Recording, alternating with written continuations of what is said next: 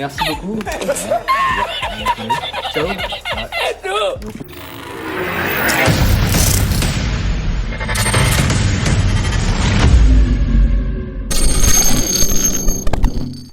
Donc, on va parler du travail du triceps, du travail du triceps spécifique au bras de fer.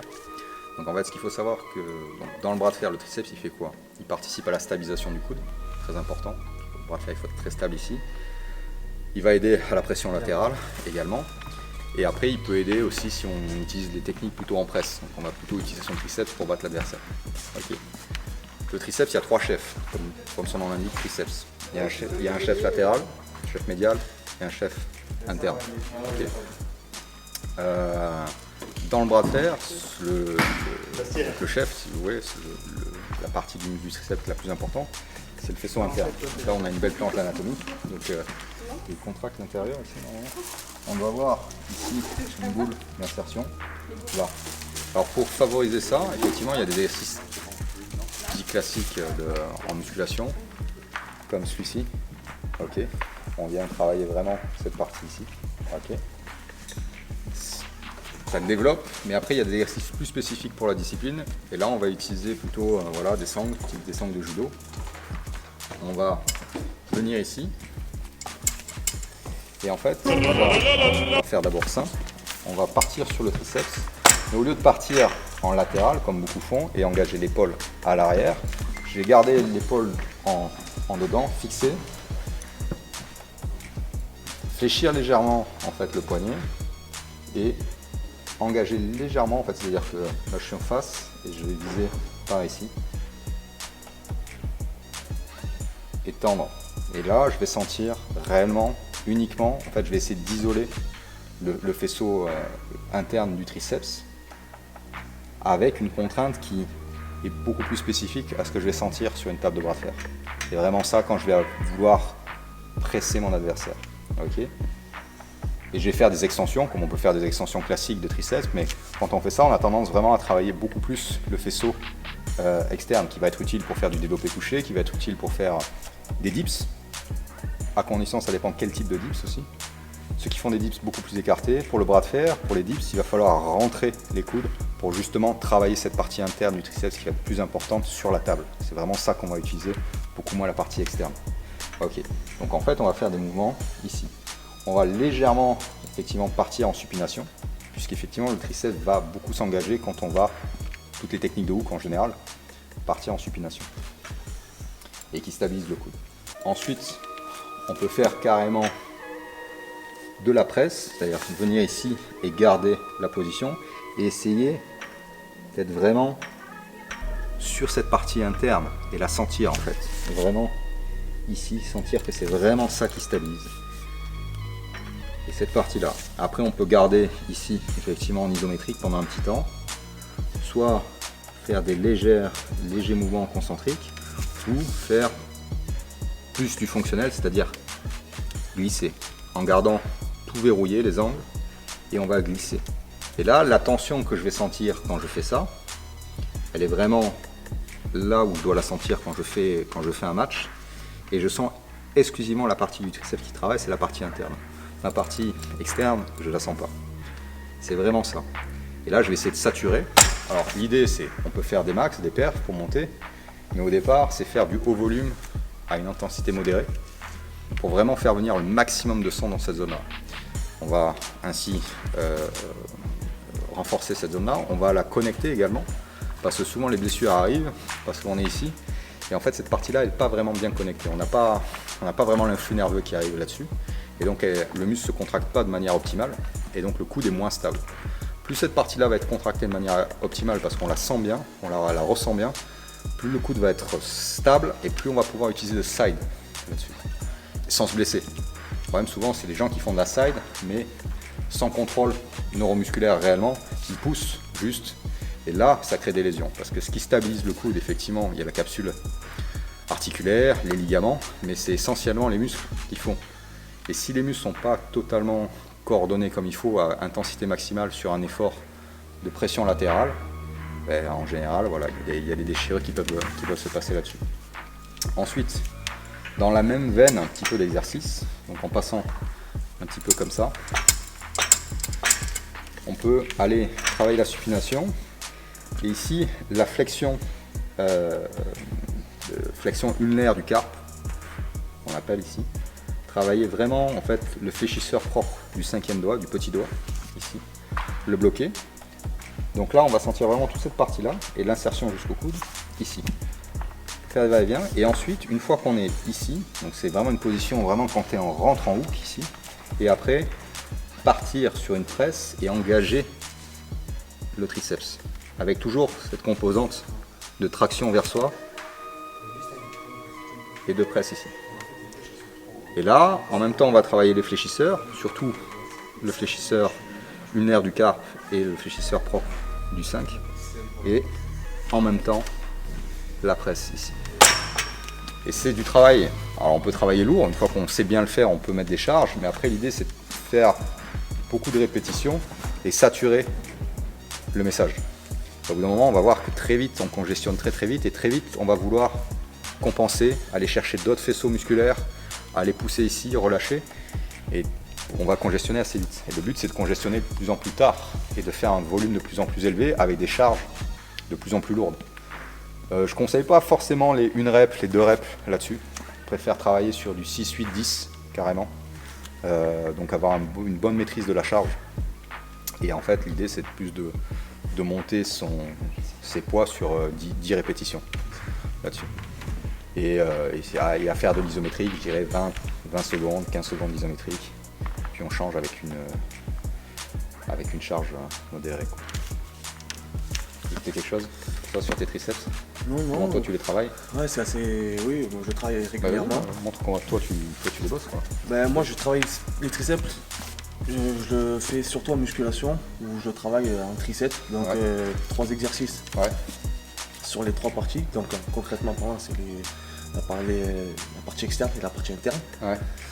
Et sur des exercices assez basiques en fait. Des exercices que tout le monde connaît plus ou moins en salle de musculation, mais que je travaille assez régulièrement.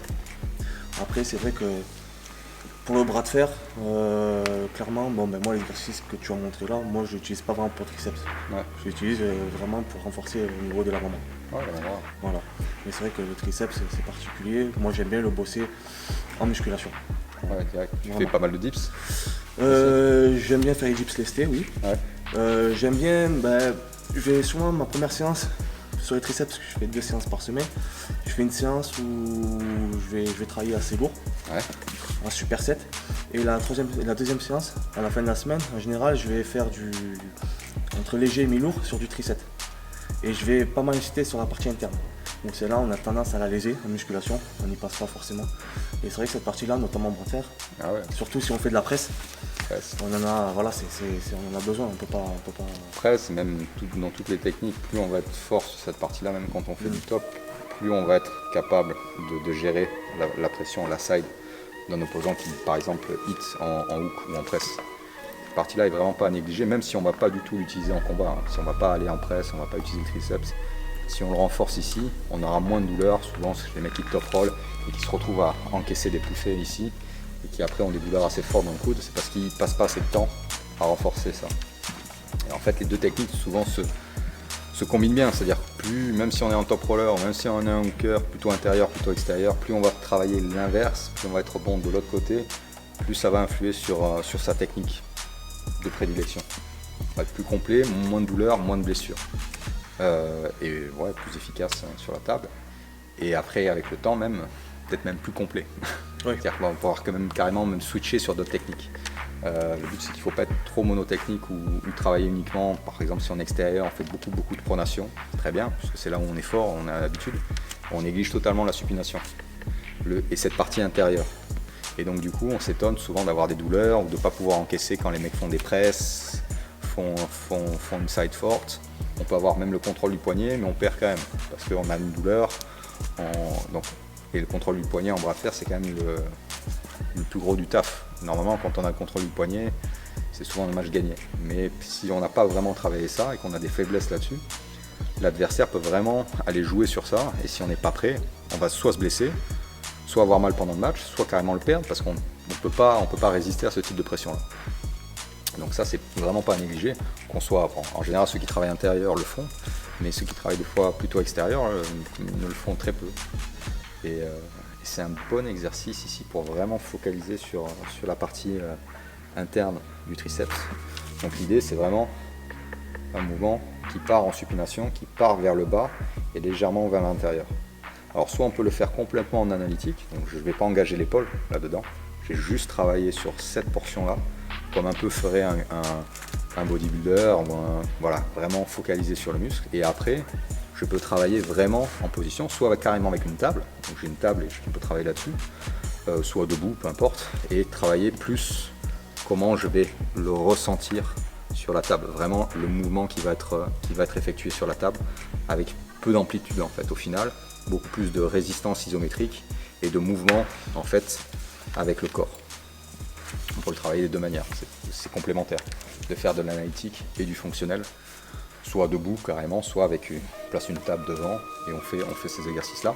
Et on peut faire même encore ces exercices-là, ça c'est quand on s'entraîne tout seul, et quand on s'entraîne tous les deux à la table, on peut faire la même chose. Tu peux me laisser, tu vois, me garder, me placer, moi je vais me concentrer sur mon placement, et en fait tu vas me laisser appliquer la poussée, tu vas me mettre de la résistance, résiste un peu, voilà, mettre de la résistance ici, et je vais pousser par là, toi tu vas résister de l'autre côté, et voilà, on va faire monter la pression tout doucement, et puis le but c'est pas de hitter ou de passer d'un côté, et puis après au moment on relâche doucement.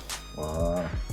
Et là on peut augmenter l'intensité, travailler exclusivement une zone qui est plutôt faible, un point faible, sans avoir vraiment de douleur, surtout si on lâche la pression. Et puis après plus on va être fort, après on va être capable de vraiment de rentrer dedans sur certains types d'entraînement et sans douleur quand le corps est prêt. Après moi j'avais une dernière question à te poser. Ouais. Parce que bon, certains palmarès, donc à la table, on a vu ce que ça donnait, tu es très très fort, clairement. Toi le triceps, comment tu l'as travaillé concrètement avant d'arriver là? Justement, moi j'ai des triceps qui étaient très forts et je me suis rendu compte très tard pourquoi je n'étais pas fort sur une table de bras de fer avec des triceps. Moi je faisais lesté, je faisais plus de 100 kg lesté au triceps avec 100 kg de poids de corps. J'arrivais à faire ça, mais je travaillais énormément, puisque je viens de sport de force, je travaillais énormément en fait le faisceau externe. J'avais tendance à très fort des épaules et à partir sur l'extérieur, à éviter justement tout le travail intérieur. Et quand j'ai commencé à comprendre, parce qu'avec des blessures, justement, je l'ai compris et par de la mauvaise des manières, parce que je l'ai appris à mes dépens, je me blessais énormément à cet endroit-là et je ne comprenais pas pourquoi mon coude n'était pas stable alors que j'étais capable de soulever des charges très lourdes avec le triceps. Et parce que je travaillais le triceps d'une manière pas optimale pour le bras de fer. J'avais un faisceau latéral très fort et en fait un faisceau interne peu développé en fait, comparé au reste. Et quand j'ai commencé même à switcher, que ce soit mes dips ou que ce soit mes types d'entraînement, je me suis rendu compte que les dips, dès que je les faisais serrer, que je rentrais et que je me focalisais sur le faisceau interne, eh bien, je galérais, même au poids de corps, c'était pas facile. Parce que j'avais même pas l'habitude de solliciter cette partie-là, le triceps. Et je me suis rendu compte que là, effectivement, ce qui expliquait pourquoi sur cet axe-là, j'étais pas performant, alors que en exo classique de triceps, je me trouvais plutôt fort. Et pas forcément adapté pour la table. Pas adapté pour la table. Alors, pourquoi? Parce que des fois, il y a des gens qui n'ont pas ces problèmes-là, c'est parce que je négligeais, en fait, je faisais exclusivement des dips beaucoup écartés, et je faisais ces exercices-là, pareil, écartés, ici. Toujours à travailler là. C'est vrai qu'en musculation, on fait souvent écarté. Voilà, alors que des fois, même ceux qui travaillent en musculation, qui travaillent les triceps de manière plus complète, qui vont faire de la barre au front, qui vont faire justement ces exercices-là, ils vont pas avoir ils auront moins le problème que j'ai eu, en fait. Oui. Ils seront plus complets, ils seront forts sur le triceps partout, sans avoir fait de bras de fer, sans avoir fait des exercices spécifiques comme ça. Moi, j'ai fait ni l'un ni l'autre. Après, je l'ai compris plus tard, et j'ai commencé à faire pas mal d'exercices comme ça pour me renforcer, quoi. Et ouais, c'était... Je sais pas si j'ai répondu à ta question. Concrètement, après tu avais les bases qui allaient avec quand même. Voilà, donc c'était des bases, voilà, triceps, les exercices classiques, quoi, les tractions lestées. J'ai une vidéo sur YouTube où il y a 100 kg où je monte avec. Ça c'était avant, quand j'étais en forme. Mais ça, c'était même avant de faire du bras de fer. C'est-à-dire que ça, c'est une force globale de traction que tu vas pouvoir, après, avec de l'entraînement spécifique, tu as une base de force, tu vois. Là-dessus, sur des exercices de base qui vont être importants pour le bras de fer. Traction, dips, traction à une main. Voilà, des choses que tu vas retrouver, que tu vas avoir besoin dans le bras de fer et qui va faire que tu vas faire une transition plus facile dans la discipline. Ça c'est pas... Voilà. Après, forcément, c'est la base qui te permet d'aller plus vite. Après, ces exercices sont intéressants à maintenir, mais je veux dire, après, les tractions à une main, c'est bien, mais ça fait pas tout. Je pense qu'un mec comme même John Bozeng, je suis même pas sûr qu'il fasse des tractions à une main. Voilà. Ça permet de voir un peu l'évolution, surtout. Non, mais ça veut dire que tu as une bonne base, etc. Mais le bras de fer, c'est pas une traction à une main. C'est-à-dire, un mec qui avait fait beaucoup de traction à une main, c'est bien. Ça veut dire qu'il a un bon verrouillage dans un certain axe. Mais ton poignet, il travaille pas. C'est pas complet. C'est pas complet. Ça te permet d'avoir une bonne base musculaire. Ça veut dire que tu connectes bien ton dos, ton épaule est stable, le biceps est fort, tu vois. Mais c'est pas suffisant. Et tu as des mecs de très haut niveau qui sont pas spécialement bons pour faire des tractions. Ils sont monstrueux sur la table. Pas spécialement, ils font des tractions assez à l'aise, mais c'est pas parce qu'ils se focalisent pas vraiment sur ces exercices-là. En fait, après, c'est-à-dire que plus tu vas t'entraîner, plus il va falloir que tu fasses du spé.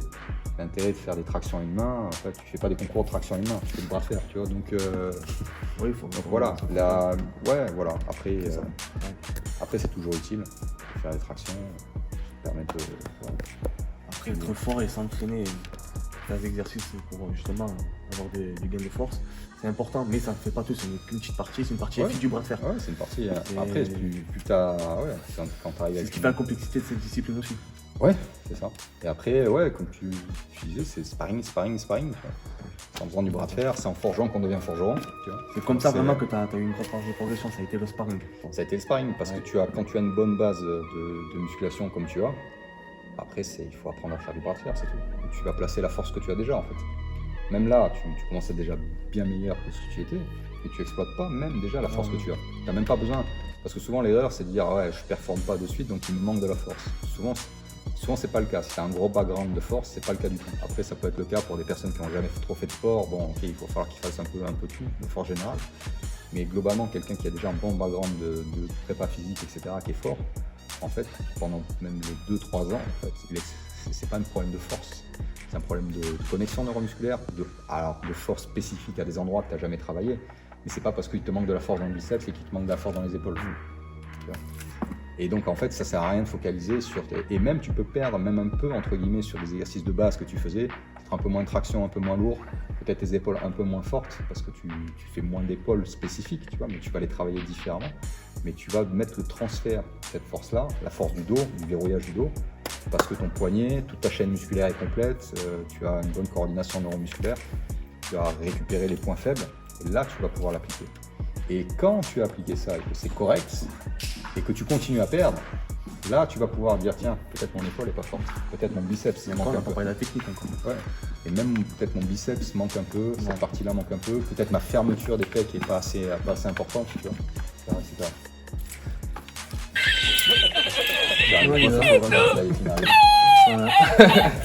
Merci beaucoup.